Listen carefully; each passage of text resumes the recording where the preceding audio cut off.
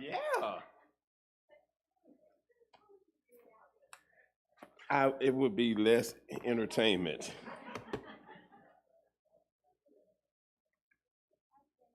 Good morning.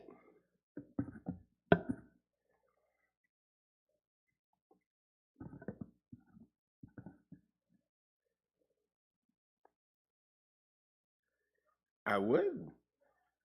I'm telling you, a part of my entertainment process would be gone.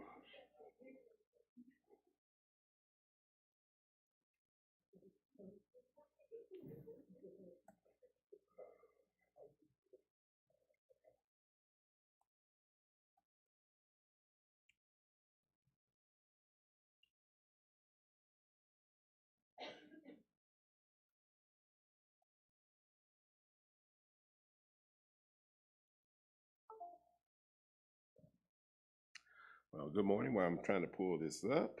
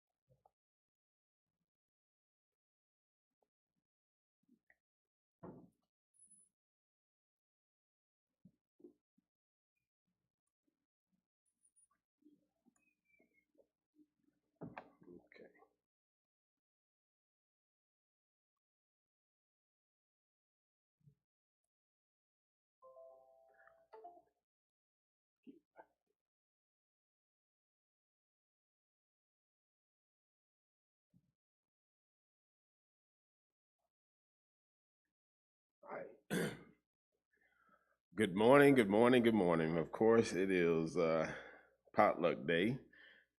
I ain't gonna make no excuses, but y'all know what that meant. And so, yes, this morning, Brother Easton was supposed to be doing the class this morning uh, because Keith had already programmed it in. But due to some unfortunate process, he fell sick and he called me and told me that he was really under the weather and he couldn't make it. And so we had to go into plan B. I'm plan B, y'all. And so this morning, they're going to hopefully bring up the slides in a minute, but we're going to get started. Anyhow, we're going to actually get started in John chapter 4. It's going to be the backdrop of what we're going to be looking at.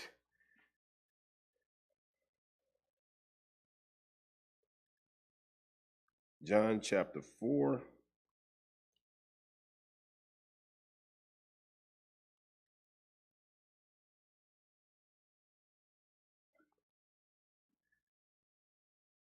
And we're going to be we're going to actually look at starting in verse 19.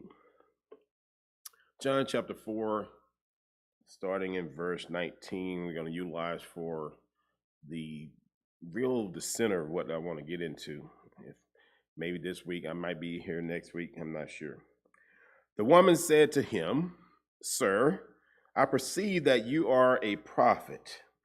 Our fathers worshiped on this mountain, and yet you Jews say that in Jerusalem is the place where one must worship." Jesus said to her, "Believe me, woman, that a time is coming when you will worship the Father neither on this mountain nor in Jerusalem. You Samaritans worship what you do not know. We worship what we do know, because salvation is from the Jews. But a time is coming, and even now has arrived, when the true worshipers will worship the Father in spirit and truth. For such people the Father seeks to be his worshipers. God is spirit, and those who worship him must worship him in spirit and truth. And so, worshiping in spirit and in truth. Now, the thought that I want us to kind of get into is I want us to do reflections. We have to reflect. And my reflection is, am I where I need to be in order to really be where I need to be? Yes. Am I where I need to be in order to be where I need to be? Because in reality, when we think of this thing, God is very specific on his requirements. And so when we look at this and we read these things, and a lot of times we read stuff like this, and the first thing that happens is, that ain't me. That don't pertain to me. I'm there. I'm good. We can't do that. Every day we have to sit there and look into that mirror, that trueness of the word, and say, where am I? Am I at the right place where I need to be so I can be in the right place that I need to be? And so that's the reality, that's the challenge as we go through this. And so when we look and understand this thought of what Jesus is trying to get her to see, God let a whole lot of things kind of just be. Because he understood, God was so amazing in his understanding of his miraculous powers and his providential processes of being able to get man exactly where he needed them to be, so that his promise, that his plan that he created even before the beginning of time would be what he needed to be. At the right time, Jesus was born of a woman to fulfill that plan that was beginning from the beginning.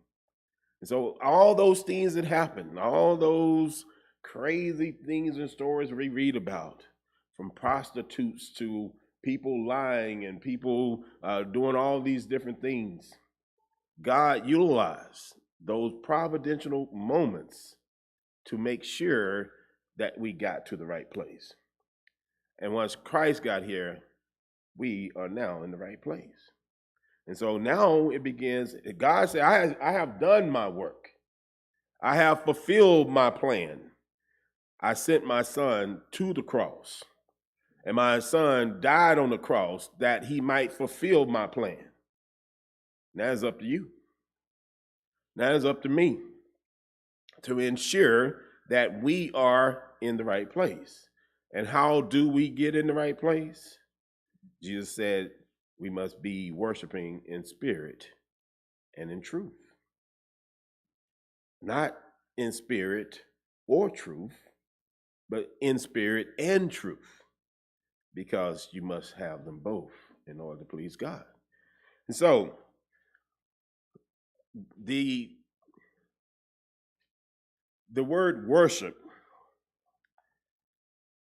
is coming from the Greek proskuneo, which means to kiss, like a dog licking his master's hand, to fawn or crouch to prostrate oneself in homage, do reverence, to adore. And as I read those, I ask myself, when do I do those?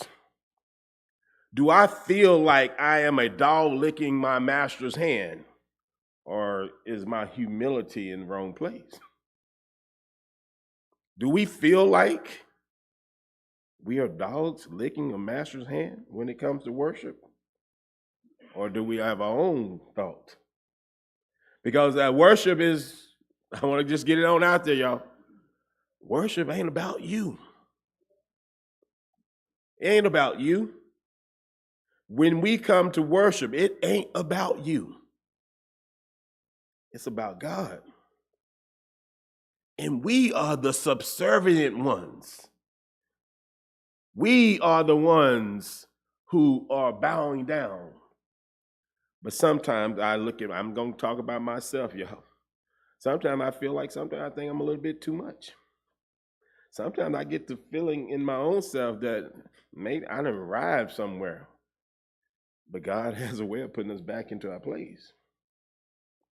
So when we come to worship, we are coming in as slaves to Christ, preparing our minds and our hearts so that we can bow down to the one in the great creator. I don't come in looking for people to lift me up. That's not what it is, really. We do that by edifying. But if that's my main point, then I'm missing the point. There's a lot of things that we get from being in the right place, doing the right thing. But if I'm focused on God and Him first, and Him and worshiping Him in the right frame, in spirit and in truth, it takes me to be an active part of worship. I have to be prepared. I am not a spectator. See, I think some of the problem is this, ladies and gentlemen. When we are spectators, have you ever went to a ball game and you there and you want your popcorn, your hot dogs, your drinks, you want all these things that you're doing, and you want everything to be so about you and your comfort. We have big expectations. We want so much, but we make the experience all about us. Almost anything we do, we almost can say we make the experience all about us, if we're honest with ourselves, right? Because we like to be the center. Even if you might be sitting there saying you ain't. I'm just being real, y'all. As a teacher, my job is to bring out the best of my students. And a lot of times that takes me to be what? I have to end up being the center. I have to be the center of the center attraction. I'm always on display. Y'all just don't know.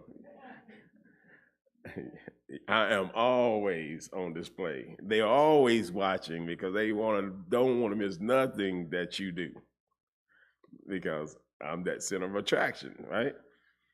And so I believe sometimes we in our spectating mode when it comes to worship, we end up wanting everything that we want, never focusing on what we should be given. That's what I really want us to think about. Because we are getting ready to go into this thought of what is Sunday evening looking like and all these things that we're trying to do. But I'm going to be the first to say, if you are not committed in your heart to the growth in the spirit and truth, it don't matter what we do. It ain't going to help. It is not going to satisfy you. And therefore, it's not going to help you. Because we have to enter in the right mind. And the mind is that I'm coming to praise God. And if I'm coming to praise God, I'm already a winner. Mm-hmm.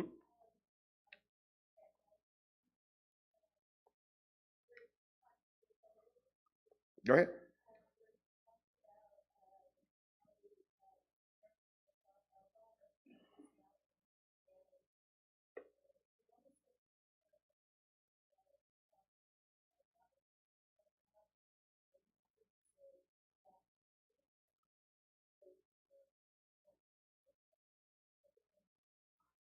Mm-hmm.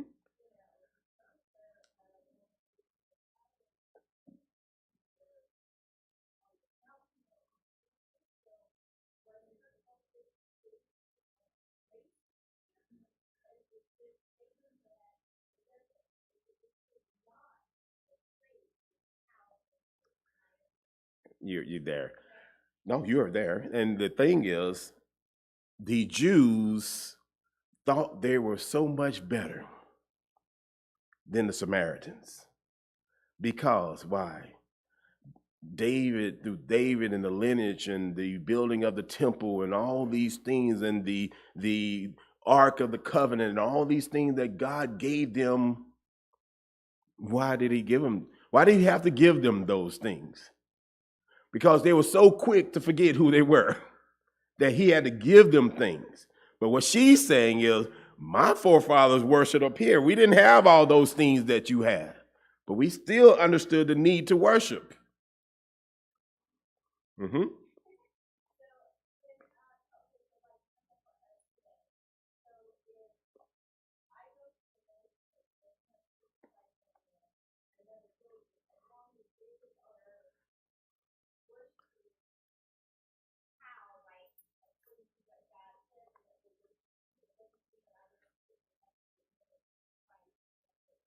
Yeah.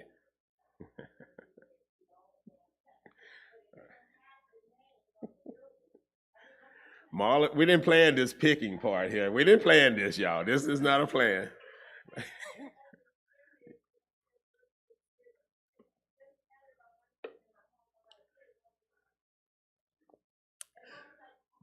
Mm-hmm. The disciples came to Jesus and they said, these folks are over here and they're teaching in your name and they're doing these things in your name. And Jesus say, okay, what's the problem? What's the problem? What is the problem? See, what we have gotten to is this Jewish mentality where if it doesn't say Church of Christ on the building, then we don't buy into it. But the reality, there is over 40 some plus names that is utilized in the Bible to talk about the church. But what we're saying is, it's not as Jesus is saying, it ain't about the place. It's about the spirit and the truth that exists in the place. That is going to be the identifying thing. If you go in and what you see is not according to the Bible, go back out. Yes.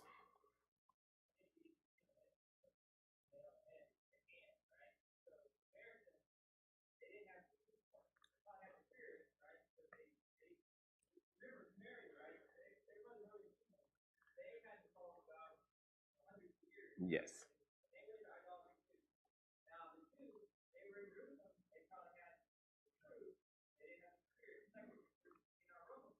Mm-hmm.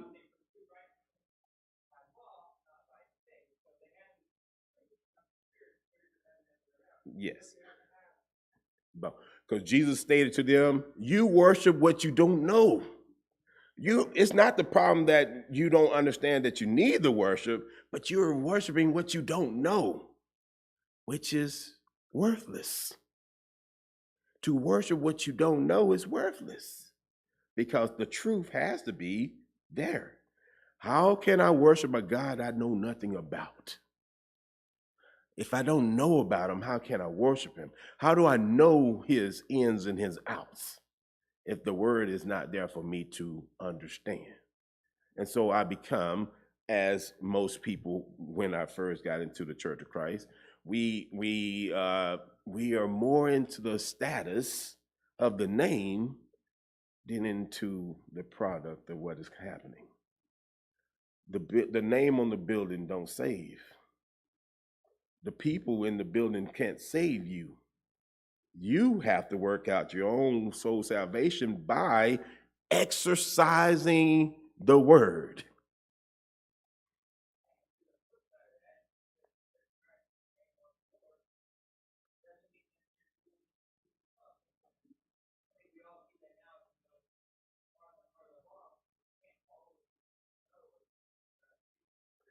You can't.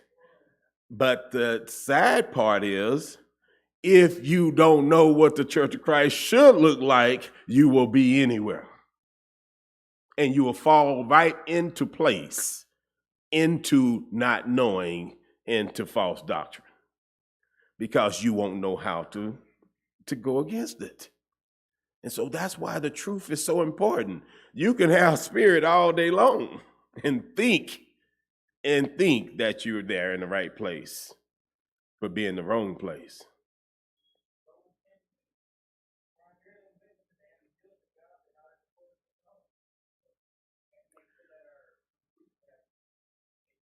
It's true because Paul was very zealous. He was zealous as Saul. Paul was more zealous than we can even imagine as Saul. But we see him as Paul and we say, oh, we give him all the accolades. He had the same zeal as Saul. He just didn't know the truth. He had the spirit, he didn't have the truth. Saul, why are you persecuting me? And Saul thinking to himself, what you mean? I have done all these things from my birth to be in the right place. But he was in the wrong place. And that's how easy it is, y'all. To when we get into our own minds and we create our own thoughts, we create disaster. Because separate and apart from God, we are nowhere. We are nothing. With God, we can be all things. But that's why they must go together. He gives us his spirit to testify with our spirit. He gives us the truth, which is the word that Jesus came to live out and to be the living personification of the word, which we call truth. And all because he cannot deal with us unless some form of him is in that. He deals with us in the spirit because he gives us the spirit. He sees his spirit, the Holy Spirit in us. He deals with the truth because his son was the truth. And as we walk through that truth and we live that truth, he sees Jesus in that truth as we try to keep it as perfect as we are. Which, we ain't too perfect. Now I'm speaking about myself.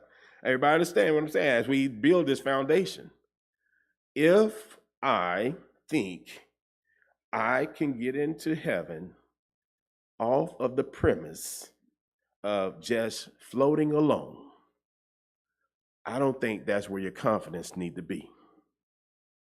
I don't think that God created us. First of all, I think we need to understand I asked a question in my class. What is the purpose of life? What is the purpose of life? We need to start there because sometimes I think we miss that one. What is this thing? Why did God begin this process of allowing me to be born of my mom and to have time on this earth? What was the purpose? But how many people truly believe in that? Because sometimes our actions don't speak to the purpose. Because if my purpose in this life, the whole purpose of life is to serve an almighty God, maybe I might need to think about some of the choices I make. That's the reality. Maybe if I really believe that my true purpose on this life is not to try to live forever in the process of just being able to please myself, then I might think about the real purpose, and that is to actually please the Creator. And if I'm thinking that, then I'm more readily available to study to show thyself approved, because that's where it begins there, y'all. We have to study to show ourselves approved of Him, because if we don't study, without study, how can we? Because a lot of time I think we do this. We all begin in the same place, and that's what I like about God. It doesn't matter how intellectually I am or what the world says I am intellectually. When I was baptized into Christ, I started off just like you did. We all start off in the same process of being babes in Christ. And so when we start this thought, because it happens, even though y'all don't want to admit it, when we start this process of comparing ourselves to other folks around us, which we do, I don't care, we do, which we shouldn't, but it's in our nature to compare. It's in my nature to say those type things until you get past the nature and you get into the maturity. Once you exercise the word to the part where you get into maturity, then you are now understanding it's not about my comparison to others. It's about my understanding of that vertical process of God. It's about, do I line up with the word? Not, oh, wait a minute. I think I'm gonna be in front of the line of that person. I think I got that person in some knowledge. That don't do it. That doesn't do it.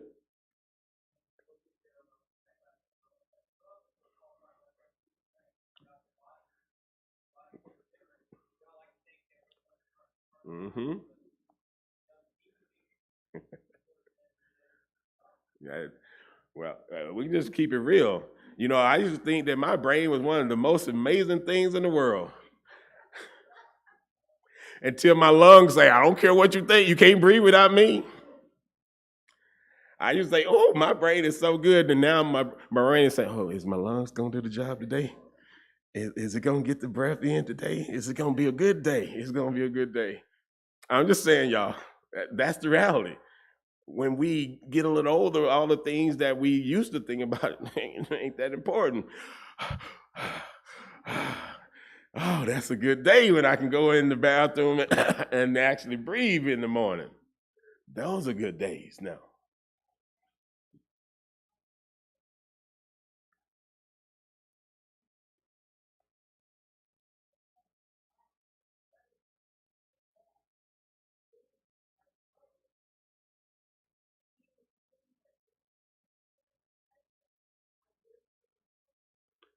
It is.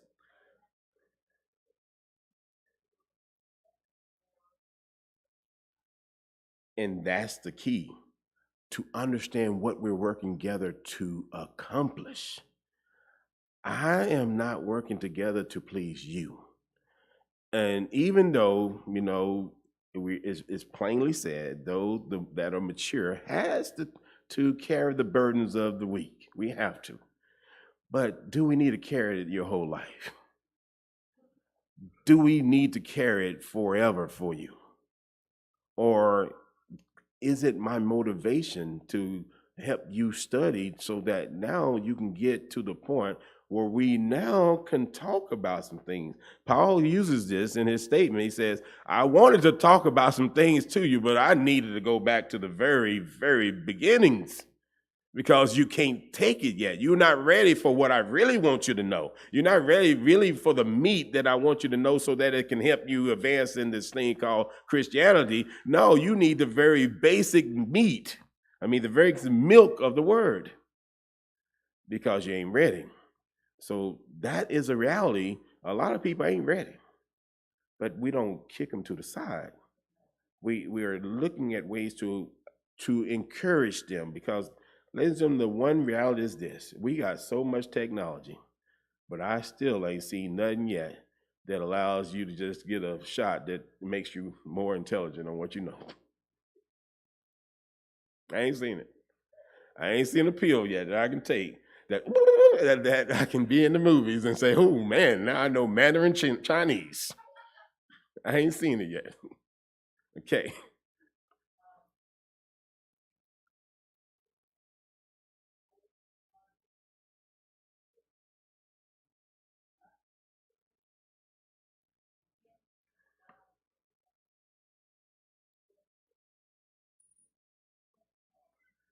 Mm-hmm.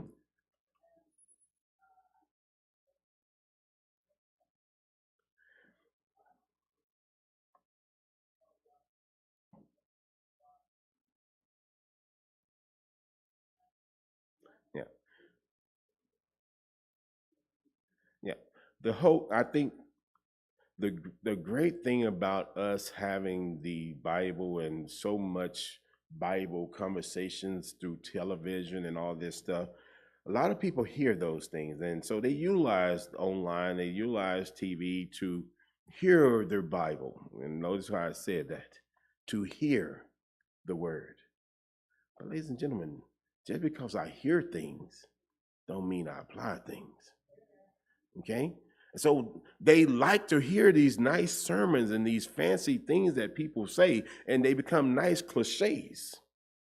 But if I never apply them, what good is hearing them? It's like a man who looked into the mirror, and when he stepped away, he forgot his own image. And so that's the reality. We hear a lot of things because mass media, we are bombarded all the way around. You can hear it all anytime you want to. But that doesn't measure your application. Your application is your individual. Application is an individual process that we have to get to. Yeah, we ain't got but slide. We ain't been on slide 3. We almost done. I want to look at something, and like I'm gonna plan to come back next week because I want to go through all this. All right, so Matthew chapter 2 and verse 11. I want to look at this word worship as it is actually outlined in the word, because I want us to understand that if we're not seeing ourselves in some sort of the form of what we are seeing in these words, we probably are too high. We need to we need to decrease ourselves. We need to get on our knees and start wondering and praying, am I playing church or am I in the church? And that's just an individual question we have to say. Am I going through the motions and it looks good? Or am I really in the process? Because Matthew chapter 2 and verse 11 says, and going into the house, they saw the child with Mary and his mother, and they fell down and worshiped him. The same word used in John chapter 4 and verse 24. Then opening their treasures, they offered him gifts, gold and frankincense and myrrh. They fell down in the position to give praise. Now, what am I saying? Am I telling you, we need to walk in here and we need to start falling down? And because some people take that literally. It's a spirit. Jesus says, God ain't looking for folks who go out here and do these things that are just out there to show people. He's looking for true worshipers whose spirit and whose understanding the truth is allowing them to bow down in their spirits, to bow down in their actual understanding of who they are, to let us know that we are the servants. And our posture, our understanding is to be able to really truly bow down to the God on high. And in my worship, I have to ask myself, am I more concerned about everything around me than I am concerned with my connection with God? That's the main question, yo. Yeah.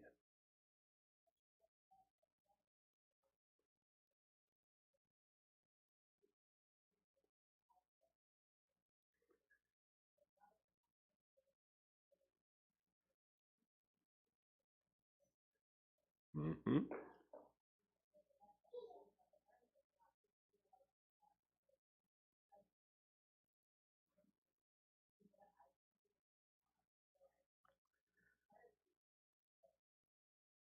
It is.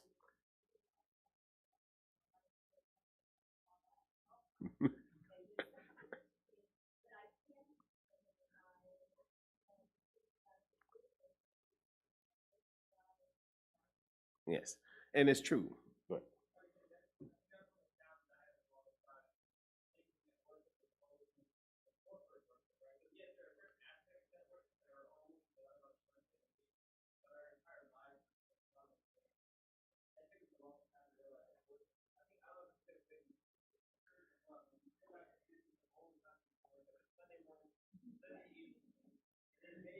yes.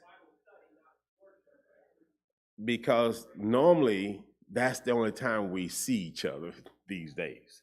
But they didn't have that problem back in the day. They went from house to house. They saw each other every day. They did that. But since we normally only see ourselves on Wednesdays and Sundays, we created Wednesdays and Sundays as the pinnacle days. And therefore, I get to see you. And I, wait a minute, I'm checking on you. Wait a minute, you don't look like you're in the right mind frame.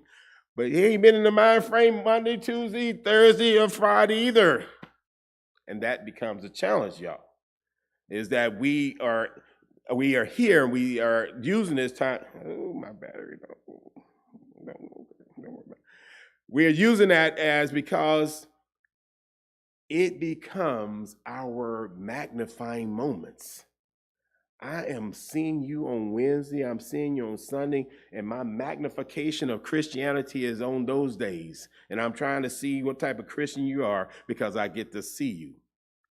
I don't get to see you the rest of the days. And so, therefore, the churches of Christ and all the other people put so much thing. I didn't see you Sunday morning. I didn't see you Sunday morning for worship. For worship. We set the pace for that. Because you were not here on Sunday morning, you missed worship. What did you do Monday, Tuesday, Thursday, Friday, Saturday? Whoa, we time out. We don't do worship on those days. We don't worship on those days. No, we don't. Wednesday and Sunday is designed for worship. That's what we have created. And that's why we have folks who don't come back on Sunday night. That's why we have folks who do all these things because we have created that. Turn your worship on when you come in the door. Put it in pause when you leave. That's what we have created. And that's what we're fighting, y'all. Mentality. I am on my best behavior. Sunday morning, you want to see the best me? Come on Sunday morning. Invite your people who don't know. Invite the folks who think you're a mean person. Let them come in on Sunday morning and see who you are. At least that's what we say, right? But the real person of who you are is when you're out there on Monday, Tuesday, Thursday, Friday, and Saturday.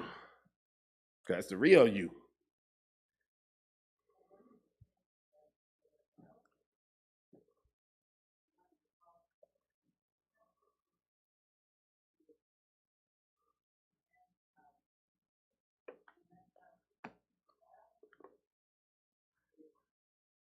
Mm-hmm.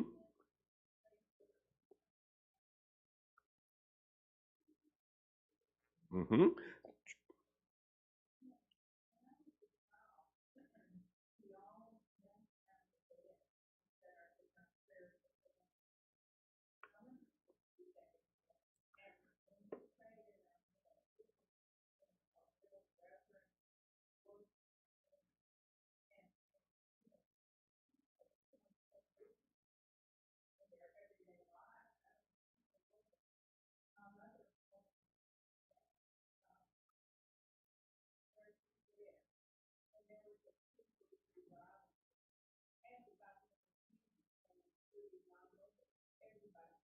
Mm-hmm. Mm-hmm. But that's the reality. When we have 24-hour news, when we have stores that normally open 24 hours, when we have 24 hours of entertainment, we are normally so indoctrinated in that entertainment. Back in the days when they didn't have 24-hour this and that, when the TV played the nice national anthem and cut itself off, you didn't have time for all these things to be so busy because everything closed down. And then your social understanding was now, whoa, wait a minute, that's another human being. I can actually do this thing called social interaction and I can enjoy it. So as everything opened up for us to be able to maximize our 24 hours of sitting there and satisfying ourselves, all those things that were traditionally done to highlight family and highlight the thoughts of friends and family all went away. Because now I got something I can do by myself. I can sit on a game and I can play it 24 hours a day. That's what we're fighting, y'all. At a point, someone says, the whole point that it was exaggerated that when the creation of the light really was the beginning of a lot of issues. When we created a light and now in darkness I can still have light, I now got another additional 12 hours to go do what I need to do. I got lights now. Where they used to go to bed around 6 and 7 o'clock because it was dark. Our world is constantly changing what we are advancing. But all advances are not advances toward the process of growth of your spirit. And so when we look at Matthew chapter 4, verse 8 through 10, it says, again, the devil took him to a very high mountain and showed him all the kingdoms of the world and their glory. And he said to him, all these I will give you if you will fall down and worship me. The devil understands it, y'all. He understands. He understands. We're going to fall down and worship somebody. He said, it might as well be me. He even makes it a little bit easier. You ain't got to do too much. Matter of fact, you ain't have to do nothing. Just do nothing. You don't do anything, guess what? You just fell down to worship him. That's the reality, y'all. There's only two ways that we can have. Either we are through the process of knowledge and understanding and spirit and truth, and by our learning, we are now bowing down to God, which requires work, or the default is do nothing. Don't study, don't worship, don't be kind, don't do nothing, and you already know what you're doing. That's the two thoughts. There's no in between. Either I am falling down for Satan or I am working to the process of falling down for God. God takes work. Satan is a default button. Okay? It says, then Jesus said to him, be gone, Satan, for it is written, you shall worship the Lord your God, and him only shall you serve. And the reality is, ladies and gentlemen, sometimes we truly do get mixed service with worship. And I'm going to leave it there for now. And I'm going to come back next week. I'm going to make sure. Because I just got started, y'all. That was just what we call the prelude. Not very correct. Any questions or anything before we close up and get ready for the corporate worship? You see how you do that? When you learn better, you say better. Because we don't come to church. Get that out of your vocabulary. We are the church, and we don't come to worship. We are always in the process of worship. Okay?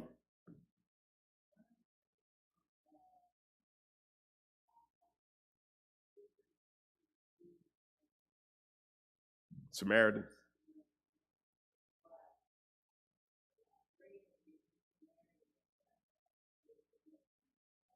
Mm-hmm.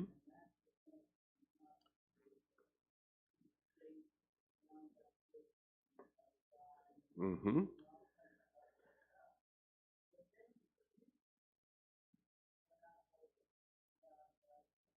Yes.